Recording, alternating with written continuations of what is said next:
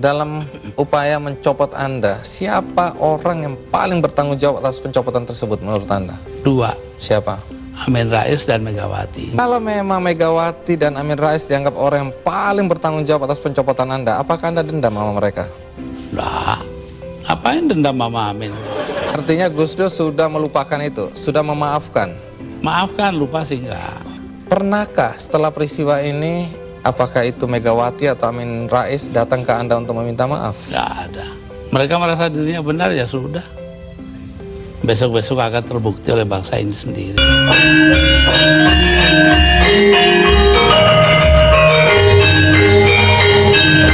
Assalamualaikum warahmatullahi wabarakatuh. Salam sejahtera, salam rahayu untuk panjenengan semua. Sedulur, ini adalah fakta yang mencengangkan dan bikin merinding. Sebuah peristiwa yang seolah membuktikan bahwa kata-kata penuh makna dari Kiai Haji Abdurrahman Wahid atau Gus Dur tentang Ibu Megawati dan Amin Rais. Dalam video di awal tadi, Gus Dur dengan sangat tegas menyebutkan bahwa dua tokoh yang bertanggung jawab atas pelengserannya dari kursi kepresidenan adalah Pak Amin Rais dan Ibu Megawati Soekarno Putri. Namun, ada kalimat ucapan Gus Dur yang mungkin banyak yang menganggap itu adalah kata-kata remeh, tetapi ucapan tersebut sebenarnya mempunyai makna yang dalam dari sudut pandang spiritual. Kalimat tersebut adalah, mereka merasa dirinya benar, ya sudah, besok-besok akan terbukti oleh bangsa ini. Jadi meskipun Gus Dur sudah memaafkan keduanya, yaitu Pak Amin Rais dan Megawati, jelas beliau menegaskan tidak akan melupakan tindakan yang dilakukan keduanya terhadap Gus Dur. Dan itu akan dibuktikan oleh bangsa ini siapa yang berbuat salah dan melanggar hukum dan siapa yang akan terbukti benar. Kalimat ini bukan hanya sebuah pernyataan politik saja, tetapi juga mengandung makna spiritual yang sangat mendalam.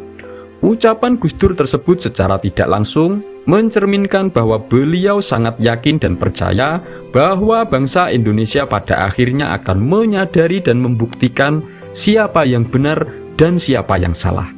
Lantas apakah fenomena politik yang dialami Ibu Megawati maupun langkah-langkah politik beliau yang sejak 2024 ini mengalami ketidakharmonisan dan adanya keretakan hubungan dengan Pak Jokowi semenjak Pilpres hingga Pilkada serentak, lalu berujung pada pemecatan Pak Jokowi dan keluarganya, yaitu Gibran Raka Buming Raka dan juga menantunya Bobi Nasution dari Partai PDIP yang diresmikan baru-baru ini, itu ada kaitannya dengan terbuktinya kutukan Gus Dur untuk Ibu Megawati yang sudah dibuktikan oleh bangsa ini. Di balik ucapan Gus Dur untuk Ibu Megawati atas sikapnya yang menurut Gus Dur merasa benar dengan pencopotan atau pelengseran Gus Dur dari kursi kepresidenan, dalam sudut pandang spiritual itu dibaliknya ada 6 kutukan karma yang harus ditanggung. Karena dari sudut pandang spiritual, konsekuensi dari tindakan merebut jabatan kekuasaan pemimpin yang sah dengan cara yang jahat, yang melanggar aturan, apalagi tanpa adanya pembuktian pelanggaran secara hukum yang dilakukan oleh pemimpin yang dilengserkan, itu dia harus menanggung 6 kutukan bentuk karma dan ujian spiritual yang diatur oleh prinsip keadilan ilahi. Dan Gus Dur benar, bangsa ini sudah membuktikan terjadinya 6 fakta kutukan tersebut di tahun 2024. Sebelum membahas satu persatu, monggo silahkan tulis komen, respon, dan doa panjenengan semua untuk Indonesia. Bagi sedulur yang muslim, marilah sempatkan tulis komen sholawat agar hajat dan doa kita semua terkabul. Nah, fakta kutukan yang pertama yaitu munculnya sikap dan perilaku yang menunjukkan adanya ketidaktenangan batin. Jadi, meski sudah dimaafkan, konsekuensi yang harus ditanggung oleh orang yang menjegal jabatan kekuasaan sah adalah dia akan terus-menerus dihantui rasa bersalah, sehingga akan mengalami kecemasan dan kekhawatiran yang berlebihan, ataupun juga kehilangan rasa kedamaian di dalam hidup. Makanya muncullah sikap suka curiga dan suka menuduh-nuduh tanpa bukti. Juga menunjukkan adanya ketakutan dan kekhawatiran dalam menghadapi persoalan termasuk kekalahan. Dan dia pun juga akan mengalami ketidakmampuan dalam menghadapi realita yang ada. Bukankah ini sesuai dengan apa yang selama 2024 ini sudah dialami dan ditunjukkan oleh Ibu Megawati kepada bangsa ini? Kedua yaitu menanggung hilangnya berkah dan reputasinya.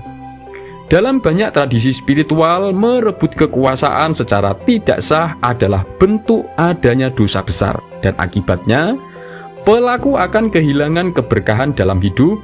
Dia akan mengalami kesulitan bertahan di posisi yang diraihnya, atau menghadapi berbagai kegagalan yang akan menghancurkan reputasi dan juga pengaruhnya.